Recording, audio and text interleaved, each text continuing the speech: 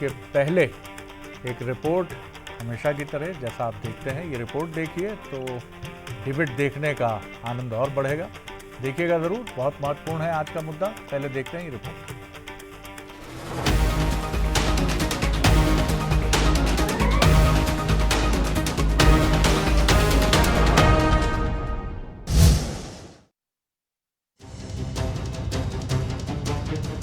आखिर PCC chief Jitu Patwari को नई टीम कब मिलेगी?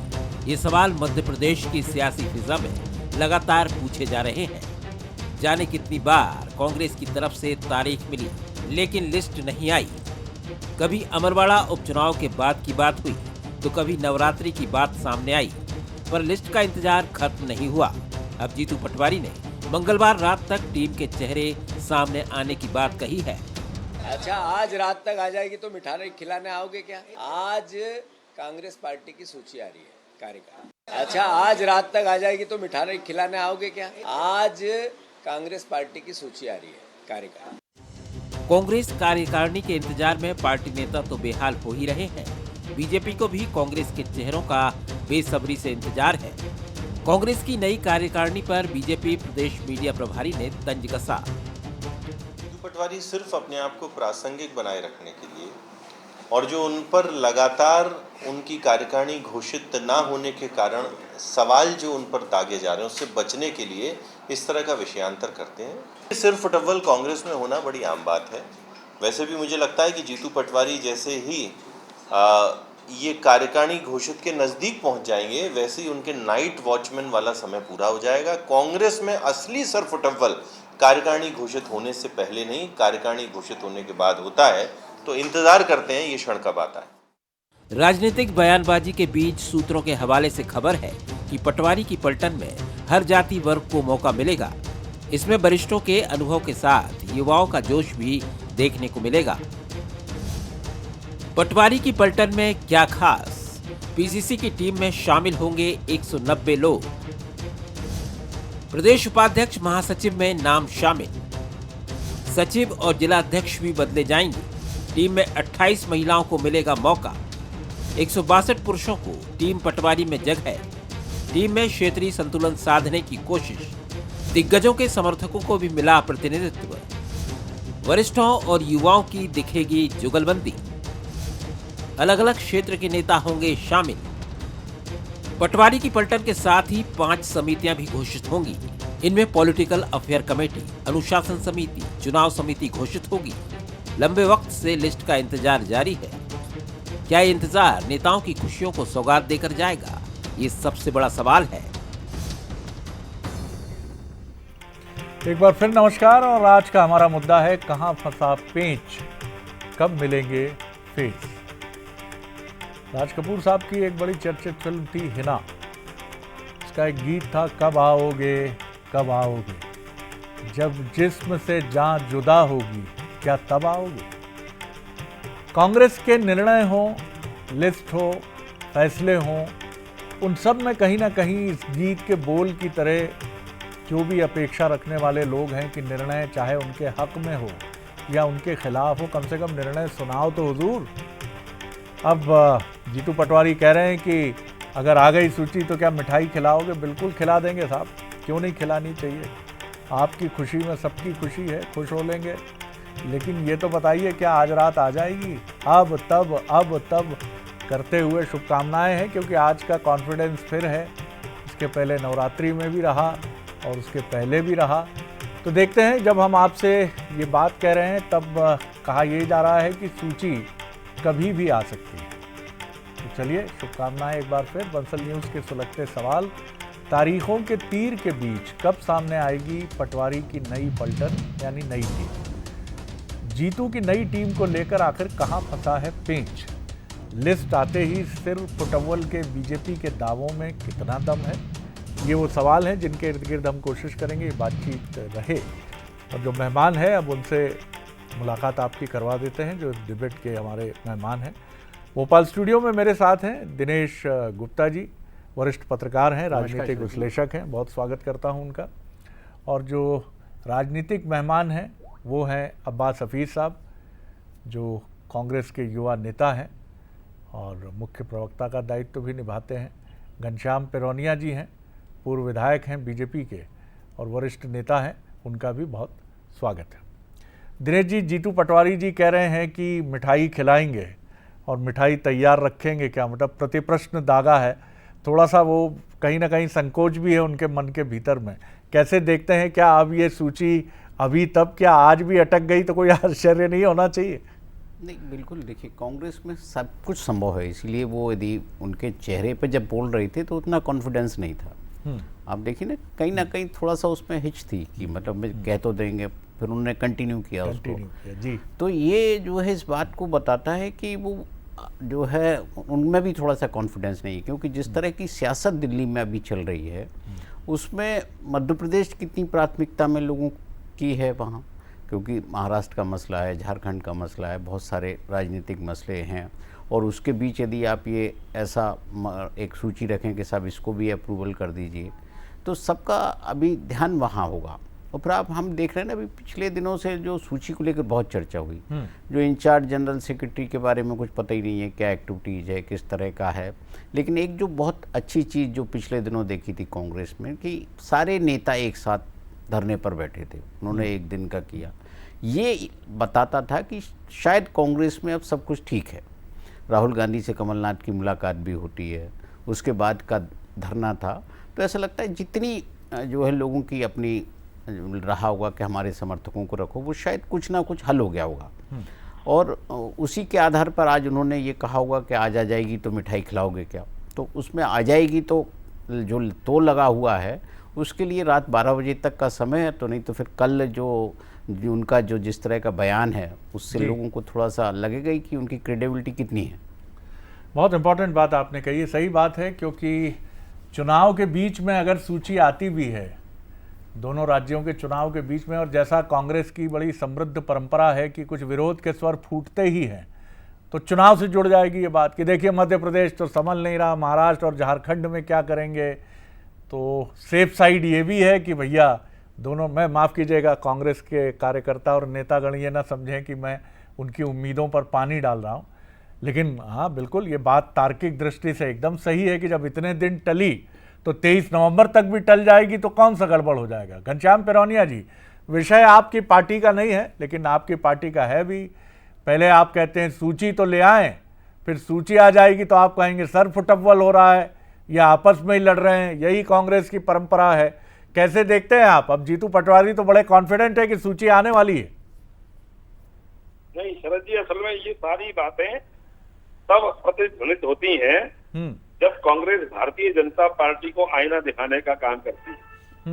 उन्होंने कहा साहब कि प्रभारी मंत्री इन्होंने बहुत दिनों बाद तय किए, बहुत दिनों बाद मंत्रिमंडल बनाया, ये सारे जब ये प्रत्यारोप लगाते हैं तब भारतीय जनता पार्टी प्रश्न उठाती है कि अपना घर समझता नहीं कांग्रेस से, भारतीय जनता पार्टी पर आरोप प्रत्यारोप लगाने का काम करते हैं। अब आप बताइए, आपकी टीम है, आपकी कार्यकारिणी है, आपको बनाना है और बना नहीं पा रहे हैं, तो क्या इसके पीछे क्या हो सकता है? इसलिए मेरा तो यही आप इस चैनल के माध्यम से निवेदन है कि जब ये हमारे ऊपर उंगली उठाते हैं एक, तब 3 उंगली इनके ऊपर उठती है। अब 3 उंगली उठ रही है तो इनको अपने आप में प्रश्न देने की आवश्यकता रहना चाहिए। जी अब्बास हफीज साहब, 3 उंगलियां आपके ऊपर उठती हैं तो बात सही है, जब वक्त थोड़ा चैलेंजिंग होता है तो अपने भी सवाल उठाते हैं और जो प्रतिद्वंदी होते हैं वो भी खिंचाई करने में कहीं पीछे नहीं रहते। अब जीतू पटवारी बड़े कॉन्फिडेंस से कह तो रहे हैं, लेकिन अगर रैशनली देखें तो अब इतने दिन रुकी है तो चुनाव तक और रुक जाए। बहरहाल मेरी शुभकामनाएं हैं कि आज रात 12 बजे के पहले पहले, यानी आज की तारीख में आपकी सूची आ जाए और आपको भी बढ़िया प्लेसमेंट और अच्छा प्लेसमेंट मिले। जी शरद जी, मैं तो एक आम कार्यकर्ता के रूप में बहुत संतुष्ट हूँ, और जो लोग बहुत मेहनत कर रहे हैं उनको मिलेगा। और समंदर बनाने का काम जो किया उसमें ही एक समय लगा। मैंने इससे पहले भी संयोगवश इसी विषय पे आपके साथ चर्चा की थी और यही मंच था। तब भी मैंने यही कहा था कि मध्य प्रदेश एक बड़ा राज्य है और अलग अलग तरह के इलाके यहाँ मौजूद हैं, सब तरह का समीकरण यहाँ बनाया जाता है। और हमने तो नहीं कहा था, घनश्याम जी जो कह रहे हैं 3 उंगलियां होते हैं, अरे हमारा अगर मामला है तो हमें करने दीजिए उसे। हमें निकालने दीजिए। पर आपत्ति अगर भाजपा को भी होने लगे तो बताना मजबूरी बन जाता है। जो मैंने पिछली बार ही बताया था कि घनश्याम जी, वीडी शर्मा जी जब अध्यक्ष बने थे तो 11 महीने तक आपकी सूची नहीं आई थी। आपकी टीम का गठन 11 महीने नहीं हो पाया था क्योंकि इतने सारे गुटों में बटी भाजपा है कि वो एक बड़ा विषय बन गया था कि किसको लें किसको नहीं लें। फिर 300 लोगों के आसपास एक जंबो कार्यकारिणी आप लेकर आए थे, लेकिन 11 महीने करिए, उससे न आपको हमें फर्क पड़ा है न हमारी सूची से आपको फर्क पड़ता है। लेकिन विषय तब खड़ा होता है जब आपके यहाँ पे हर चीज में देरी होती है कि मंत्रिमंडल नहीं बन पाया, महीनों लग गए उसमें। शिवराज जी ने जब कमान संभाली, चलिए ठीक है वो भी छोड़ दीजिए। शिवराज जी प्रभार नहीं दे पाए, सरकुटव्वल की स्थिति बनती रही, प्रभारी मंत्रियों से खाली रहा महीनों। अब जब मोहन यादव जी बनते हैं मुख्यमंत्री तो वो भी 8 महीने 9 महीने अपने मंत्रियों को प्रभार के जिले नहीं दे पाते हैं क्योंकि मलाईदार दिनों की नीलामी होती है। क्या होता है? तो ये तमाम चीजें कि इंदौर को खुद मुख्यमंत्री महोदय को आखिर में रखना पड़ता है। तो उन जो सूचियों में देरी होती है जब संवैधानिक पद पे आप बैठे होते हैं, इसका सीधा असर जनता जनार्दन पे पड़ता है, उनके कामकाज से पड़ता है। तो इस पे आपत्ति करना समझ में आता है। माननीय अध्यक्ष जीतू पटवारी जी ने बहुत मेहनत से जिस सूची को साथ में रह के बनवाया है, वो कह रहे हैं कि आज जारी होगी, तो हम इंतजार करते हैं, जाहिर सी बात है जारी होगी। अगर कारणवश पहले नवरात्रि में भी आने की बात कही थी अब्बास साहब, ये भी कहा था नवरात्रि में आने वाली है सूची। मैं ये नहीं कह रहा कि कई बार पेचीदगियां फंसती हैं, आप जैसा दावा कर रहे हैं कि बीजेपी के समय भी, और मुझे लगता है आप तथ्य पर ही बात कर रहे हैं, क्योंकि जहां तक मुझे भी ध्यान है करीब करीब इतना ही समय लगने की बात मुझे भी स्मरण में आती है। लेकिन फिर भी अब इंतहा हो गई, और आपकी बात से भी मुझे लग रहा है कि आज थोड़ी कठिनाई तो है। जी एक बात इसमें जोड़ना चाहूंगा बस। जी जी, इतना जरूर मैं दावा करता हूँ कि माननीय अध्यक्ष जी ने जो कहा है वो जरूर होगा, लेकिन वीडी शर्मा जी की कार्यकारिणी बनने में जितना समय लगा उससे कम समय में हमारी सूची बाहर आ जाएगी, ये मेरा दावा है। घनश्याम जी आप कोई टिप्पणी करना चाहे? कह रहे हैं आपके समय तो और अधिक समय लगा था, हमारी आपसे कम समय में आ जाएगी। जी, अब यहाँ समझौता कर लीजिए। नहीं, वो एक बड़े शायर ने कहा है ना कि तू इधर उधर की बात मत कर, ये बता कारवा लौटा कैसे। जी, ये तो आरोप प्रत्यारोप लगाने का काम कर रहे हैं अब्बास जी। मैंने कहा ना भाई, भारतीय जनता पार्टी ये कार्यकर्ता आधारित दल भी है, और आप ये मत कहो सबसे बड़े कार्यकर्ता आधारित होने का श्रेय हमारी पार्टी को जाता है, और उसके बाद में भी हमारे यहाँ सुर फुटबल नहीं होती जैसे कांग्रेस में होती है। दिग्विजय सिंह जी अलग जा रहे हैं, कमलनाथ जी अलग जा रहे हैं, उमंग सिंह नाथ जी अलग जा रहे हैं, समय लगा आपके जीतू पटवारी जी अलग जा रहे हैं, जिला देने में प्रभार के समय लगा, कार्यकारिणी बनाने में आपको समय लगा। जब समय निरंतर आपको लगा है, हमारा तो मंत्रिमंडल में कोई समय नहीं लगा था। हमारे मंत्रिमंडल में कमलनाथ जी के पहले दूसरे दिन ही प्रभार के जिले तय हो गए थे, विभाग बढ़ गए थे। समय को लगता है आपके यहाँ चलिए मुझे लगता है एक एक करके तो आप दोनों को ही ठीक से नहीं सुन पाएंगे। हाँ बोल लीजिए घनश्याम जी जल्दी से। जी, भारतीय जनता पार्टी जनता की अपेक्षाओं में खराबी उतरेगी और आगे उतरने का प्रयास करने वाली। दिनेश जी, दोनों ही पार्टियों के अपने अपने दावे हैं, लेकिन जो सबसे महत्वपूर्ण बात यही है कि सूची आ जाए, बैलेंस हो, संतुलित हो। कमलनाथ जी भी मुस्कुराएं, दिग्विजय सिंह जी भी मुस्कुराएं, अरुण यादव जी भी और अजय सिंह जी भी, तब एक क्षत्रपों के आदर्श समन्वय की सूची होगी। जीतू पटवारी वैसे भी एक युवा नेता हैं, तो कहा गया कि कमलनाथ जी से पहले थोड़ी सी रार तकरार जैसी स्थिति बनी कि उन्हें हटाकर इनको मौका दिया गया। कैसे देखते हैं आप? एक संतुलित सूची की आवश्यकता बहुत अधिक है। जी नहीं, बिल्कुल जो मैंने कहा ना कि ये धरना जो हुआ है वो इसी तरफ इशारा कर रहा है कि जो है कांग्रेस पार्टी में संतुलन कायम हो गया। अन्यथा आप देखिए कि कमलनाथ जी क्यों जाते, यदि उनकी नाराजगी होती तो शायद वो भी नहीं जाते, दिग्विजय सिंह भी नहीं जाते। तो कहीं ना कहीं जीतू पटवारी ने इन जो वरिष्ठ नेताएं हैं उनको उनकी जो भी डिमांड थी या उनकी जो अपेक्षाएं थी उसके अनुसार काम किया है। लेकिन कितनी पूरी होती हैं, कितने लोग हैं जिनको वो एडजस्ट करना चाहते थे, कितने लोग हैं जिन पर कमलनाथ जी और दिग्विजय सिंह ने कंप्रोमाइज़ किया। जो बात होती है ना कि सिर फुटअव्वल होगी, तो वो सिर फुटअव्वल के बिंदु कौन है, कौन से चेहरे हैं जो सिर फुटअव्वल के लिए तैयार होंगे, जिनके नाम नहीं होंगे। तो कहीं ना कहीं जब कंप्रोमाइज़ होता है तो कई बार जिस पर लोग दांव लगा रहे होते हैं वो हटा दिया जाता है। राजनीति में तो यही होता है ना कि जिस नेता का जो बड़ा चेहरा है उसको आप बाहर कर दीजिए तो अपने आप वो कमज़ोर हो जाता है। और इसमें तो कांग्रेस में तो ये बहुत होता है। तो उसी के कारण तो कांग्रेस कमज़ोर हुई। आपने समर्थकों को जिस तरह से काटना चालू किया तो फिर कांग्रेस कमज़ोर हो गई। तो जब आएगी सूची तो कंप्रोमाइज़ किन चीज़ों पर हुआ, समझौता कैसा हुआ, संतुलन किन शर्तों पर बना है, तब वो सामने आएगा। तब पता लगेगा कि आगे ये जो कार्यकारिणी है 28 के हिसाब से है या 28 के पहले ही इसमें इसका कोई विकेट गिरने वाला है या कोई परिवर्तन होने वाला है। बिल्कुल, आपने ठीक बात कही। घनश्याम जी, आप विद्वान राजनेता हैं और इतिहास से भी अच्छे से वाकिफ़ हैं। आप समझते हैं कि क्या चीज़ें, क्या चुनौतियां रही हैं। और हमने अतीत में भी देखा है कि मैं ख़ास तौर से राजवंशों की बात करूं, जब राजशाही होती थी तो अगर उनके प्रतिद्वंदी कमज़ोर होते थे तो वो राजशाही भी आगे जाकर कालांतर में आगे बढ़ते बढ़ते कमज़ोर हो जाती थी। यानी एक मजबूत अपोजिशन, एक मजबूत विपक्ष का होना बहुत ज़रूरी है सत्ताधारी दल के लिए। तो ये विश और ये इच्छा आपकी भी होनी चाहिए कि एक मजबूत कार्यकारिणी आए कांग्रेस की, जो आंदोलन, विधानसभा, मूवमेंट्स, तमाम चीज़ों को लेकर बीजेपी से मुकाबला करे और बीजेपी भी अपने को और बेहतर करने की तरफ आगे बढ़े। 2018 से सबक लेकर आपने 23 की तैयारी अच्छी की, नतीजा सामने था। जी बिल्कुल शरद जी, देखिए आदरणीय गुप्ता जी बैठे हैं, हमारे विद्वान प्रवक्ता कांग्रेस के अब्बास जी बैठे हैं। आपने सही कहा कि हर जगह सत्ता के सामने एक प्रतिपक्ष अच्छा रहना चाहिए और उसके हेतु हम भी प्रयास करते हैं।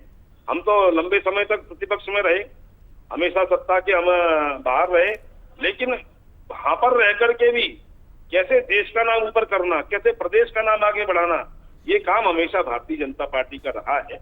लेकिन हम देखेंगे कि अभी राहुल गांधी जी के जो बयान आए थे, किस प्रकार से उन्होंने जाकर, हमने देखा अटल बिहारी वाजपेयी को तो कांग्रेस के जमाने में विदेशों में भेजा जाता था नेता प्रतिपक्ष होने के नाते। जिनेवा में वो गए थे भाषण देने के लिए, तो यही पाकिस्तान ने कहा था अरे ये कैसे आ गए, ये तो भारतीय जनता पार्टी की नेता प्रतिपक्ष है। तब पंडित अटल बिहारी वाजपेयी ने कहा था कि मैं भारत का प्रतिनिधित्व करने के लिए आया हूँ और भारत की बात, सरकार की बात जनमानस के सामने रखूंगा।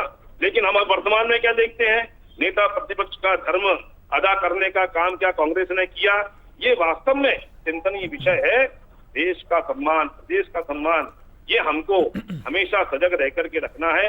हम तो शुभकामनाएं देते हैं कांग्रेस की कार्यकारिणी बने, अच्छा प्रतिपक्ष रहे और प्रतिपक्ष होने के नाते सरकार में अगर कहीं कोई कमी ध्यान में आती है, जनमानस के सामने उसको उजागर भी करें और उससे हम अच्छा क्या कर सकते हैं, क्या सीख ले सकते हैं और सीख लेकर के जनता जनार्दन की हम कैसे अच्छे से सेवा कर सकते हैं, ये सत्ता पक्ष होने के नाते भारतीय जनता पार्टी हमेशा करती है। हमारा तो संगठन पर्व चल रहा है, हमारे यहाँ पर तो हम कार्यकर्ताओं को जो है और बूथ स्तर पे हमारे यहाँ पर सक्रिय सदस्यता का काम प्रारंभ हुआ है। बूथ स्तर पर हमने हमारी कार्यकारिणी जिले के, मंडल के, लौटता हूं मैं आपकी तरफ, हमारे चलता है। और आप देखेंगे इतना बड़ा संगठन होने के बाद में भी कहीं भी किसी को किसी प्रकार की कोई इस प्रकार का भाव नहीं है जैसा कांग्रेस के अंदर रहता है। अब्बास साहब, जो बात मैंने बीजेपी से कही, बीजेपी के ताकतवर होने के पीछे एक मजबूत कांग्रेस से लंबे समय तक चली लड़ाई है, लेकिन आपके साथ ये मामला उल्टा हो जाता है।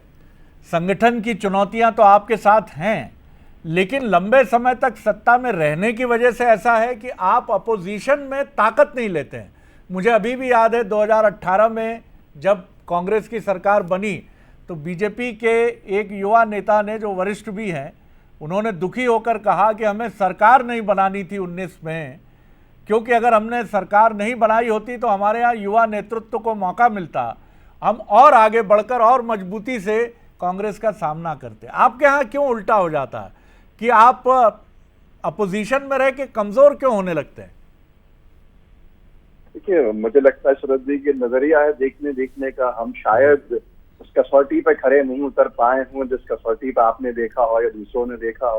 लेकिन अगर आप देखें, माननीय अध्यक्ष जीतू पटवारी जी ने जब कमान संभाली और उसके बाद कार्यकारिणी की बात भले ही हो रही हो, पर कोई सा ऐसा महीना नहीं गुजरा है जिसमें हमारे 2 या 3 विरोध प्रदर्शन जनता की हितों के लिए, जनता की लड़ाई के लिए, पैन मध्य प्रदेश पूरे मध्य प्रदेश के एतबार से अलग अलग जिलों में, अलग अलग जगह पे, अलग अलग मुद्दों पे, चाहे वो किसानों का मुद्दा हो, चाहे वो महिलाओं का मुद्दा हो, चाहे वो युवाओं का मुद्दा हो, चाहे वो आर्थिक बदहाली का मुद्दा हो, कोई से भी मुद्दे हों, हमने प्रदर्शन किया, हमने धरने दिए और यहाँ तक के अध्यक्ष महोदय के साथ रात भर बैठ के भी एफआईआर तक कराने के का काम हुआ, जो एकदम चीजें आई।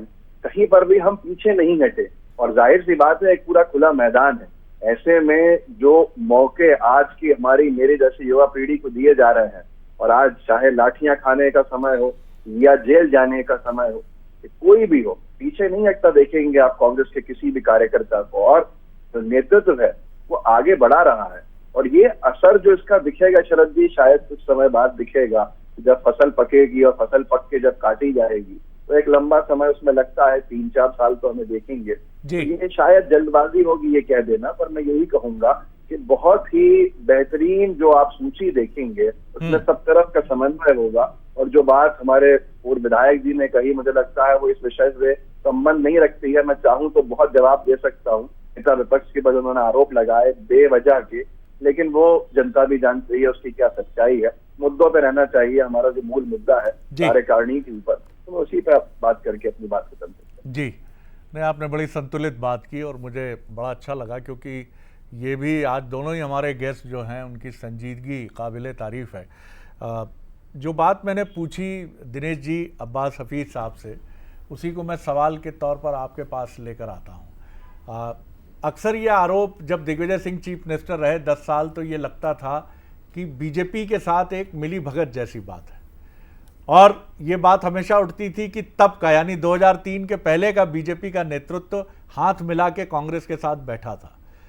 और उमा भारती जी को लाया भी इसीलिए गया था कि वो दिग्विजय सिंह जी को चैलेंज करने वाली हैं, और बड़ी रार तकरार भी हुई थी।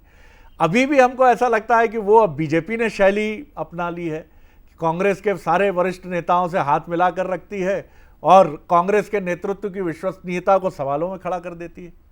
शरद जी, जब पटवा जी प्रतिपक्ष के नेता थे तब भी उनको लेकर इसी तरह की बात होती थी अर्जुन सिंह के मंत्रिमंडल में, कि वो जो है उनके मंत्रिमंडल के 41वें सदस्य हैं। तो देखिए ये सारी चीज़ें चलती रहती है, क्योंकि जो है पार्टी के भीतर जो राजनीति होती है वो एक अलग तरह की होती है। लेकिन अब क्या है कि कांग्रेस का विपक्ष में और भारतीय जनता पार्टी का जो विपक्षी रोल है वो क्लियर कट दिखता है कि आप क्या करते हैं और भारतीय जनता पार्टी क्या करती थी। बिल्कुल, भारतीय जनता पार्टी ने, यदि बिजली का संकट है तो सदन में काले कपड़े पहन के जाने में उन्होंने इसकी चिंता नहीं की उनकी सदस्यता जाएगी। लेकिन ये कह सकते हैं आपके कांग्रेस की उदारता थी कि उन्होंने उनको जो है निलंबित नहीं किया।